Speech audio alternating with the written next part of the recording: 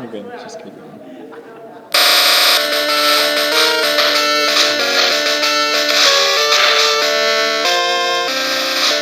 Hey guys, thanks for tuning in. This is Casey. And this is Ephraim, and today we'll be talking about two things that wouldn't seem to have things in common, but do. Pokemon and economics.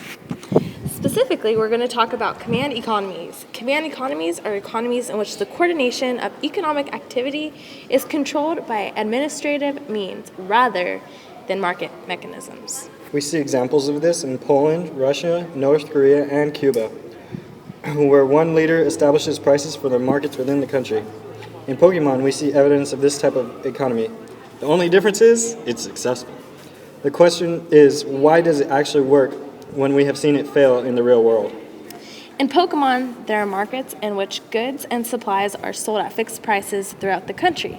This is similar to realistic command economies because prices are established by a set leader. However, the reason why this works is because resources are more than abundant and are never scarce. One of the things we're going to talk about first is trade.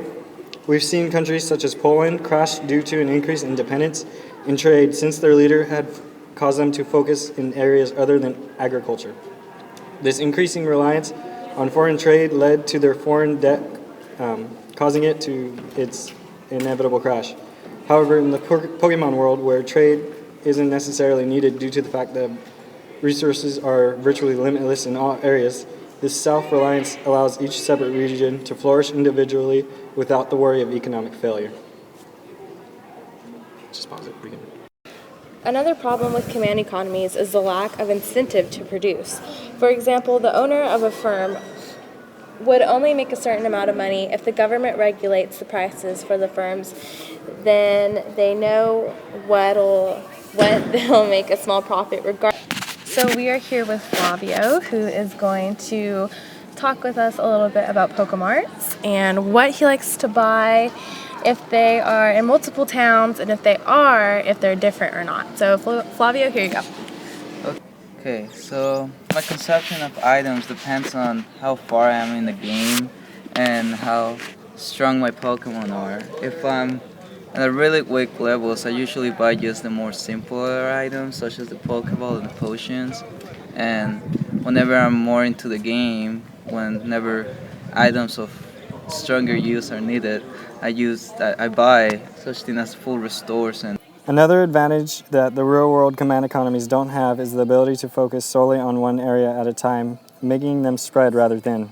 We see evidence of that ability to have unlimited resources virtually wiped out the possibility of disease, since they can focus all their efforts on subject areas such as science and medicine.